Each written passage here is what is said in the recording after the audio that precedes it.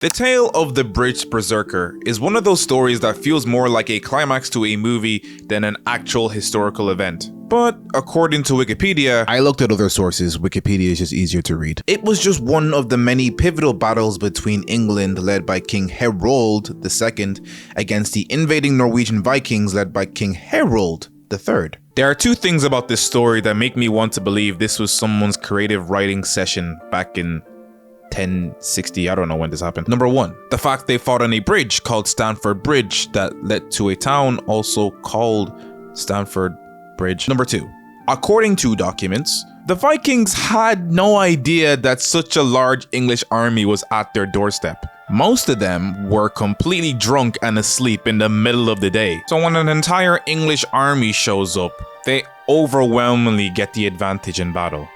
But what halted the English army in their tracks was that on that narrow wooden bridge, one lone warrior, his name unrecorded in history, raised his axe and stood defiant against 15,000 English warriors, intent on granting his king and his people the time they desperately needed. And the only other information we know about this guy is that he was labeled a berserker by his enemies for his barbaric way of fighting and the fact that he just wouldn't go down.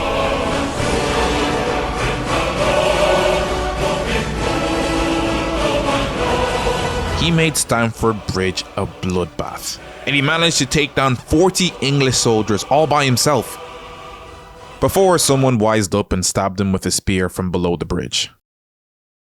Oh, that's so lame. His story is a story of a man who reached the peak of masculinity, sacrificing himself in combat, and is the kind of man I fantasize in my head as I'm on my way to work. Pretend I'm driving, okay? I forgot to get actual footage of me driving when I was going to work, so yeah.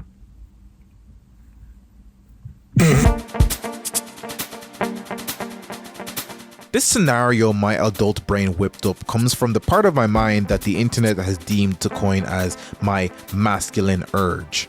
Initially, it was a term people used to ironically make fun of hyper-masculine dumb boy things, like throwing a rock to break a sheet of ice, or throwing trash into a bin from really far away, or to wear a long overcoat and wander through the streets during a cold winter night.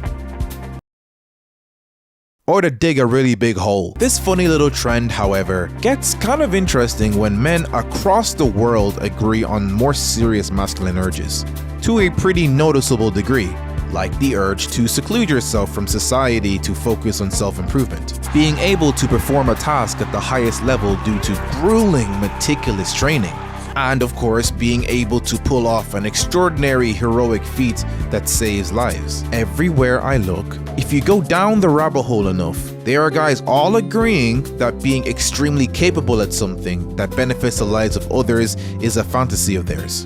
And the apex of this idea is the act of self-sacrifice in combat. One of man's biggest fantasies.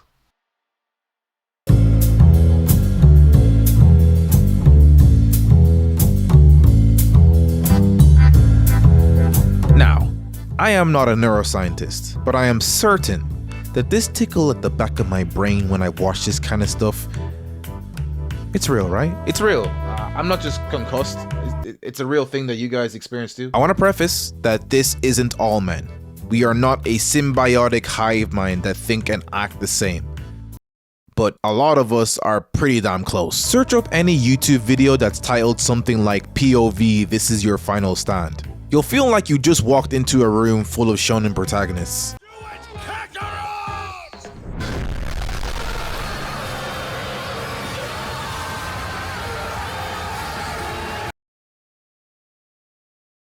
It's kinda cringe, but I love it. And audio when it's time to lock in. This is your villain arc, or the all-reliable, the indomitable human spirit. It's clear from the comments of these videos that people listen to this stuff to get a good pump for a workout, or when they need motivation to get back on the metaphoric horse of life. The reason why I bring this up in the context of self-sacrifice is these one-liners are often taken from scenes where the character unlocks their hidden potential. They cast aside every other desire except for overcoming the obstacle in front of them, and whether they die or not, they're throwing everything they humanly can at you. Cause just like every RPG, you can still hit a crit at 1 HP. This then usually follows with a superhuman feat and or going out in a blaze of glory. And a lot of guys resonate with this kind of stuff. Me included. I, along with these Reddit people, fantasize of a world where we hone in solely on the enemy and for a moment become mankind's most dangerous fighter. It's like that one Kanye West song, you know? It's provocative. Gets the people going. This guy. Imagine being someone that powerful. Imagine the satisfaction of being that unit that just doesn't go down. And even if you do die, you're known as the warrior that took down 200 people to kill or something. Such a fantasy would only be seen in the movies, except when it actually did happen in feudal Japan.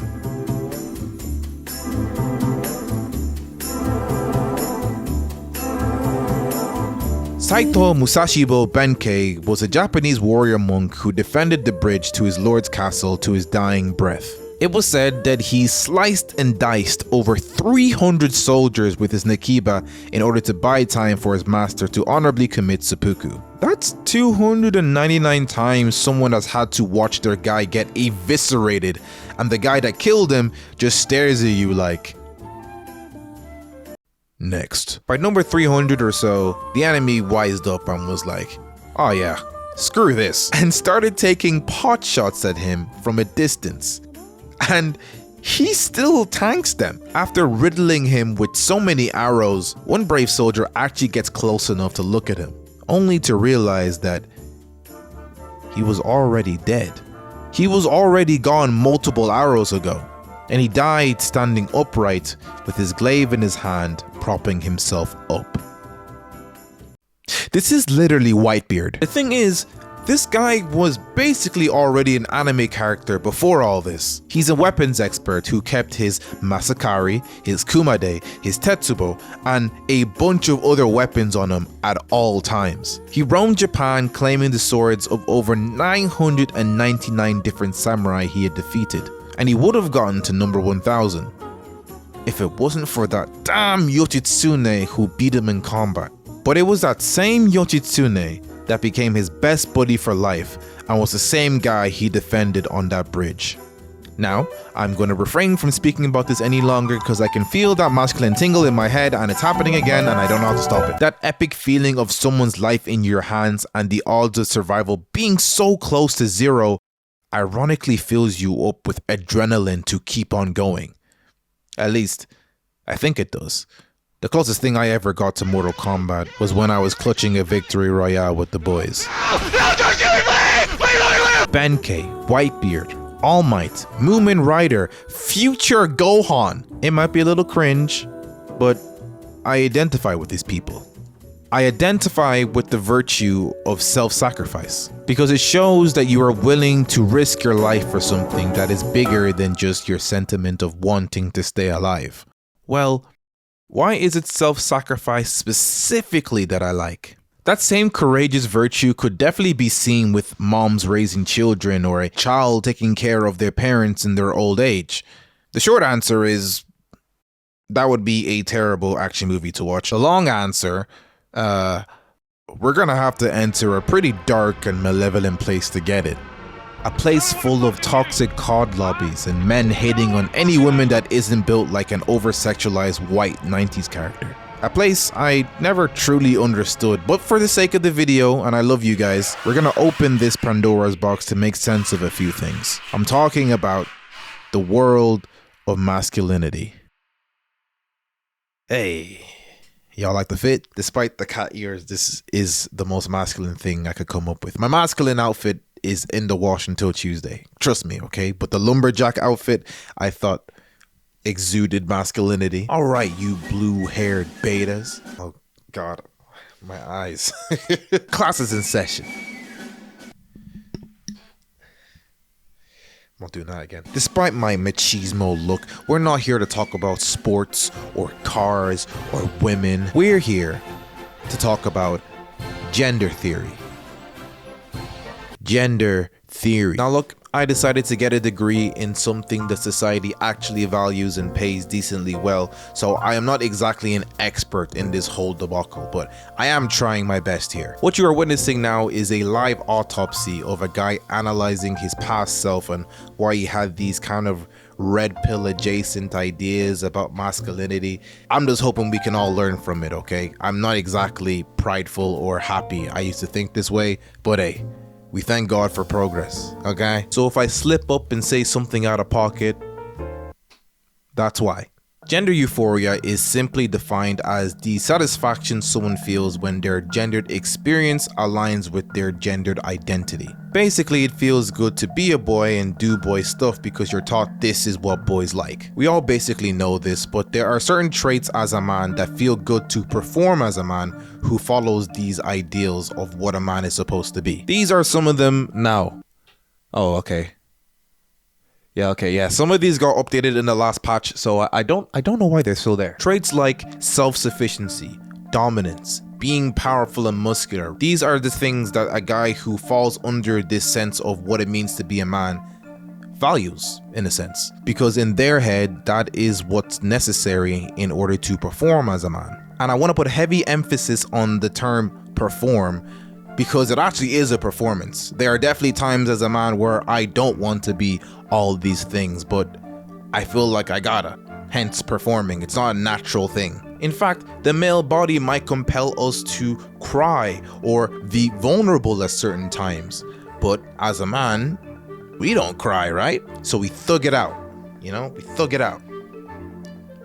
And then we die at 60. Despite the discourse online that certain men say that men don't care about feelings and they're not important to us, I think they're very much are. Look at these red pillars when you encroach on their identity as a man, what they think it means to be a man, and then you'll see yourself if feelings are definitely non-important for a man or never are expressed properly. Authenticity, defined by Charles Taylor, is the creation and construction as well as discovery of oneself.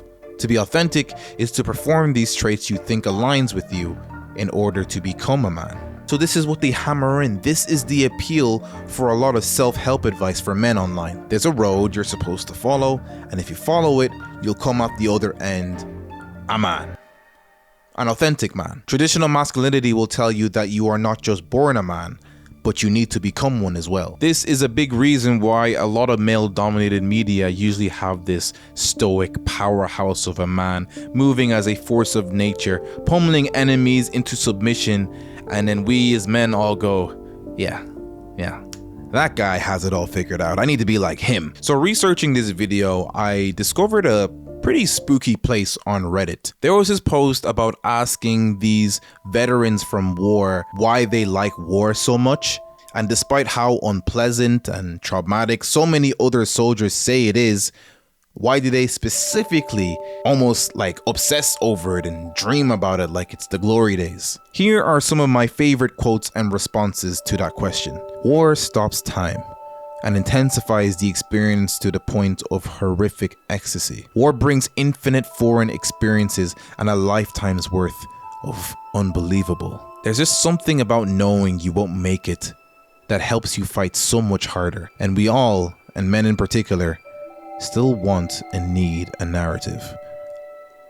Alright, yeah, someone take Master Chief's keyboard away. This guy is yapping too much. Guy, did you just hear how metal that sounded? We might discuss it with our friends and make these long intellectual video essays as to why we like said character. But I'll speak just for me at least. A lot of these characters that fall into this stereotypical man archetype, at the end of the day, it comes down to if I think they're cool or not, and if I aspire to be a certain aspect of them. So far, I don't think I've said anything controversial or necessarily wrong. I've pointed out that traditional masculinity teaches you to take responsibility of your life and kind of pull up your socks in a way. I don't think anybody can really have fault in that. The bad part is, these people are not real. No human man is able of reaching these peak levels of traditional masculinity just like in the media. And nor should you want to. We are not these men only have 4 moods animals that a lot of people online say we are. That all we need in life is muscles, money, and someone to boss around, and then we're just content with life. No. Sure, some of this stuff might make us feel good in a certain way, but take Kratos for example. Do you think Kratos likes ice cream? You think Kratos eats ice cream regularly? If you're trying to be like Kratos, then are you now going to go cold turkey on ice cream because he said to? He doesn't do it? You want to be like Kratos, right? So stop looking at this guy and saying, I want to be just like him. You like aspects of him. You can't be him.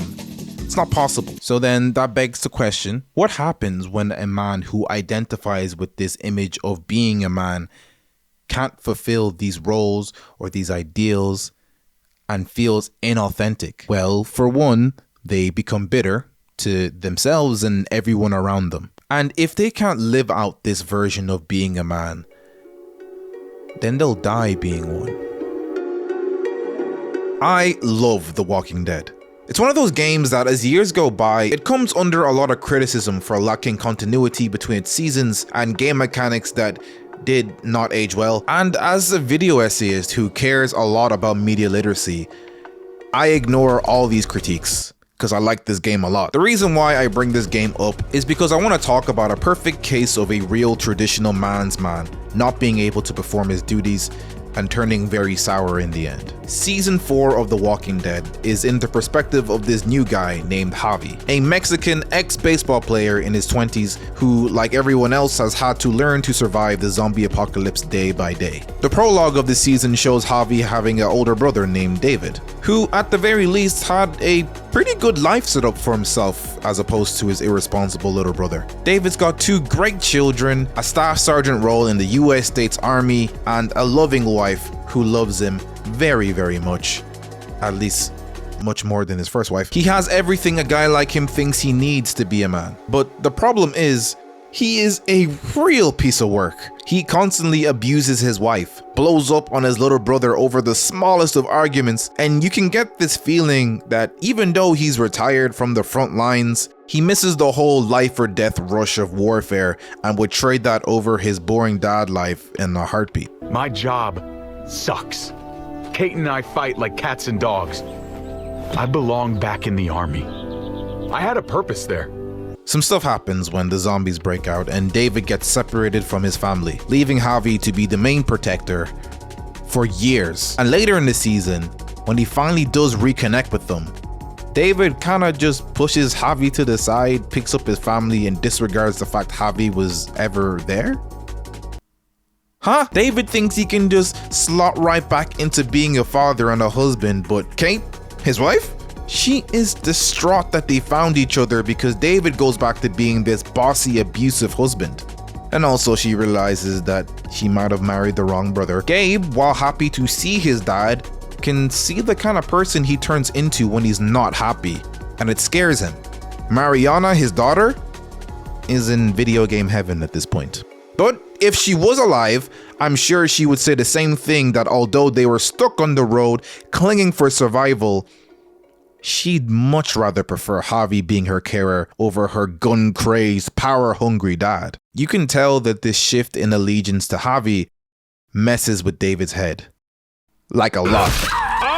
This now causes him to indirectly punish Javi even more and keep an even tighter grip on Gabe and Kate. Like, it's really uncomfortable seeing a man trying to forcefully make his traditional values work rather than just having a conversation.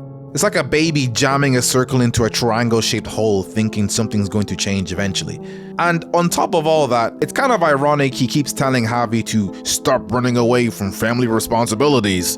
But at the same time, he's also kind of like, yeah, I kind of want to go back to shooting stuff, so do you mind being the dad now? David annoys me because I don't think he's a bad guy. He does genuinely care about Javi and the people under his care, but he keeps letting his principles and his ideals get in the way of genuine growth. A soldier isn't a husband or a father. A soldier is a soldier. Nothing else. After seeing his brother, who he thought initially was useless, actually turn into more of a leader and a father figure to his family than he ever was, it is such an attack on his identity that he makes the most emotion-filled, petty decisions at every turn in the game. So it makes sense that he is ready to do these hell-bent Call of Duty kill Makarov suicide missions, rather than wake up and smell the roses that maybe what he thinks is a good man is wrong. He thinks there's only one way to being a man and he's going to stick to it no matter the cost.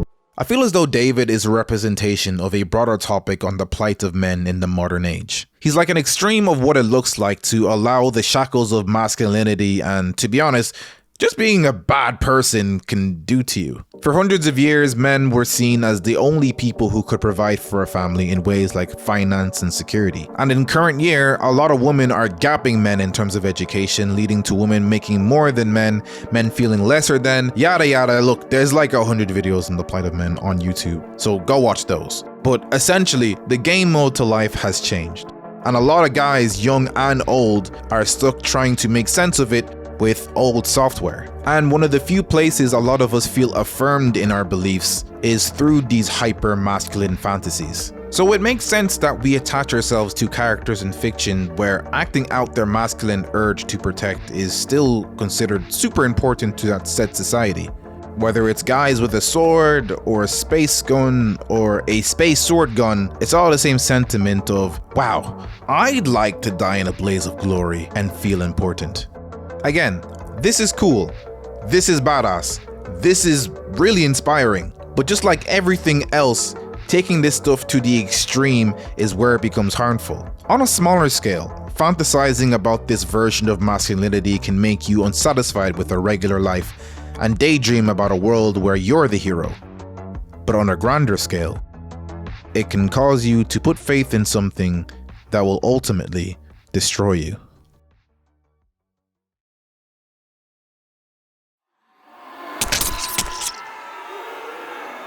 Spoilers ahead for chapter 154 of Vinland Saga.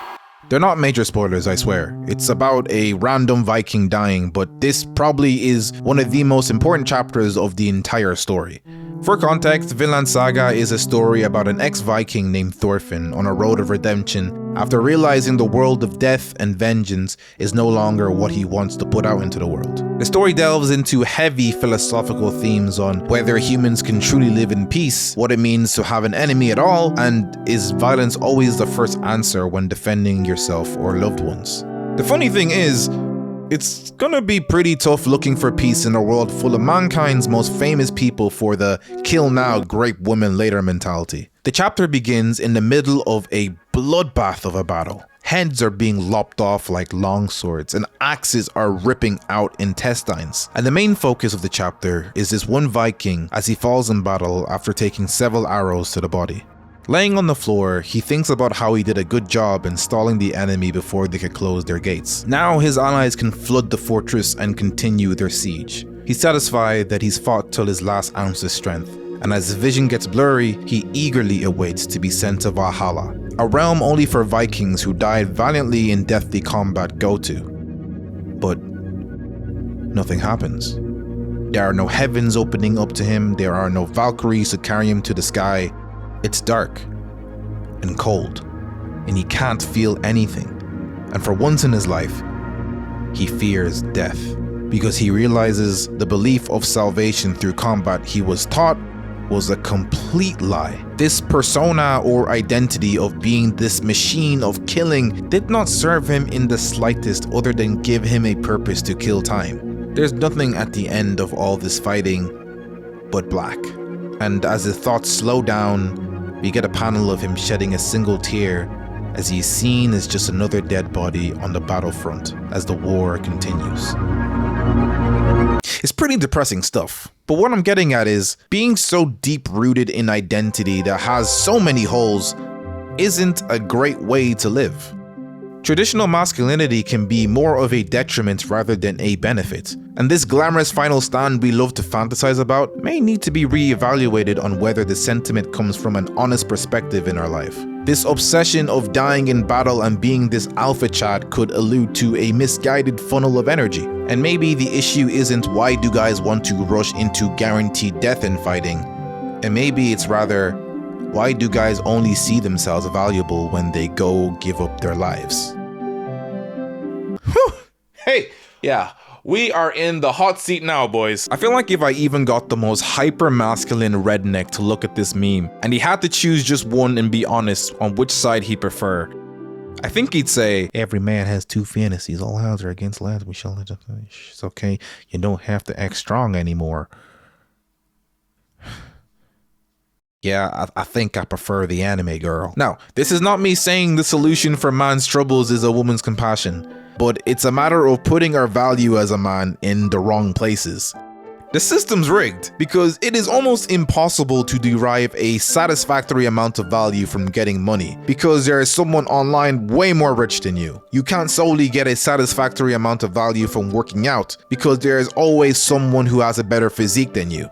In Christianity, we call this idolatry. It might not mean that you are bowing down and worshipping this thing, but you solely getting your value from these masculine traits means that they are your god in a sense. And I don't know about you, but there are days where it feels good to get a productive day of working out and grinding out a side hustle. But there are also days when I don't hit my goals and I feel like garbage. And if I'm being real, all that other stuff people tell me to put my value in, they just don't hit the same. I don't get the same gender euphoria making videos or doing arts and crafts. I just don't. I might like watching the Barbie movie, but I don't feel manly doing it. Yes, I don't think we should fantasize about self-sacrifice as much as we do, but I have to admit that being in service to others is a pretty good feeling. So what do we do about this? If there is a wave of dudes dreaming of dying in battle in order to feel manly and valuable, then I'd hypothesize reevaluating what we see as valuable might give us some clarity on how to move forward. Maybe the idea that we must prove ourselves as men is inherently broken and not in our best interest? Maybe we can feel valuable and help people just like traditional values say, alive rather than dead? Huh?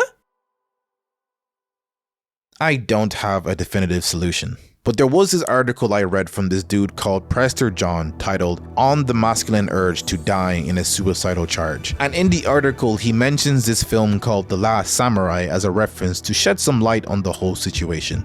The story is about this washed up army officer named Nathan Algren, played by Tom Cruise. He's mentally plagued by his participation in the cruel genocide of the American Indian Wars, and now spends his days being part of a traveling circus, where his main act is fetishizing that same war of Western expansion that gives him nightmares. That is until the Imperial Japanese government seek him out directly for a job, to teach their soldiers how to fight with modern military weapons in order to fight a rebel army of samurai. Algren agrees to the offer, but the training is cut short as the rebel samurai leader Matsumoto attacks their base. The samurai make short work of these inexperienced soldiers as they don't even know how to reload a gun, resulting in half the soldiers being dead and Matsumoto's men kidnapping Algren and forcing him to live among them in the Japanese countryside during the winter. Despite their grievances, Matsumoto orders the whole village to treat him as an esteemed guest rather than a prisoner of war. And through talking to Matsumoto, Algren finds out that he's not even that bad of a guy. He's honorable, and he has no issue giving up power to the government, but he hates the trajectory that Japan is heading towards. Think about why a samurai would hate a machine gun, and you get the reason why he fights back so hard. Both Algren and Matsumoto share their life and death battles, and two philosophies bubble up to the surface. Algren despises this whole suicidal charge mentality a lot of soldiers he knew died from. He hated the fact that just because they were orders from a higher up, he had to continue to fight even though they were outnumbered. He was one of the few survivors of 200 men who fought against an Indian army of 2,000. And when Matsumoto hears the story of Algren being forced to fight this losing battle, he goes, huh, based. This whole Japanese dying with honor shtick really rubs Algren the wrong way initially. But at the very least, he really starts to warm up to the integrity and the discipline he sees in the traditional Japanese way of living. So when Matsumoto decides to go to battle with the Imperial Army again, Algren joins the battle, this time on the side of the rebels. And now you have this epic clash between old customs and new. The gun versus the blade. Honor versus progress. The samurai obviously have the moral high ground here, with more determination, tactics, and skills than the enemy. So when they fight, all that doesn't even matter as it becomes a massacre.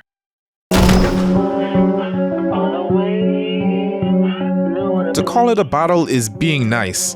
No matter how skilled you are with a sword and a horse, you are not beating a Gatling gun. The Imperial soldiers have had a year to train, and now with the help of modern weapons, they slaughter the samurai. That day, modern values won. The curtains finally closed on the age of the Bushido, with even Matsumoto preferring to die by his own blade rather than surviving in a world where his values are no longer the norm. Defeated once again, Algren is brought to the young Emperor Meiji, and he's not really a bad guy either. He saw Japan being left behind in modern advancements, and had to make the tough call to get rid of certain traditions in order to make sure Japan can still exist years from now. There could be other reasons as to why he was okay with being westernized, but at least through Matsumoto's efforts, the young emperor sees that he must not completely forget who they are as a people, even if they do decide to become modernized. The movie ends with Meiji saying how much he respected Matsumoto, the last samurai, and he asks Algren how Matsumoto died. And Algren refuses to answer that question, and instead replies with, "I will tell you how he lived." Too many of us intertwine our traditional masculine values to our identity. The sentiment of how badass it would be to die in battle is cool on the surface, but kinda sad after you peel back the layers on what the desire it's rooted in. This is something I am trying to understand myself, so I am in the same boat as anyone who resonated with whatever I just said today. The longing for the good old days is only as popular as it is because there is a lot of guys that feel powerless, valueless, and inauthentic as a man because the reality of becoming this unrealistic vessel of Chad energy can't be achieved. After all, if all of us knew that we actually have internal value and we don't have to prove ourselves with money, women, or how well you can swing a sword in order to feel valued, we might put the likes of these people out of business. There's no benefit into rushing into whatever suicidal charge you might be going through in your personal life. I would suggest understanding that we have these desires to be authentic, socially engineered or not, but the key is to not let it consume or constrict you. Once you stop thinking that you can prove your worth in every breath you take, once you realize that living for a cause can be 10 times more badass than dying for one, there's so much more interesting, big brain expanding interests and lifestyles that this human experience can bring. So reiterating the question, how do we as men scratch that itch of wanting to feel valued in a world where we don't need to run headfirst into no man's land for a cool movie scene in our heads? A purpose that can look at a future Gohan or a Matsumoto and say that it's badass, but not an ideal to live by. Because at the end of the day, this world is even more messed up than most of the movies and stories we love. You can definitely scratch that itch of being a hero right now. Trust me, dying for a cause isn't going to be enough. Because what we need is those that are willing to live for one as well.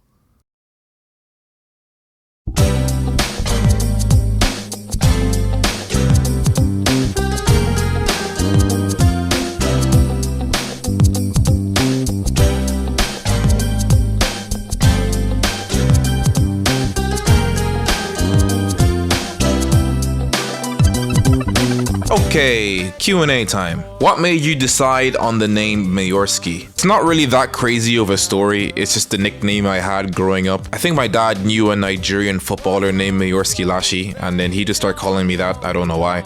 How do you structure your videos?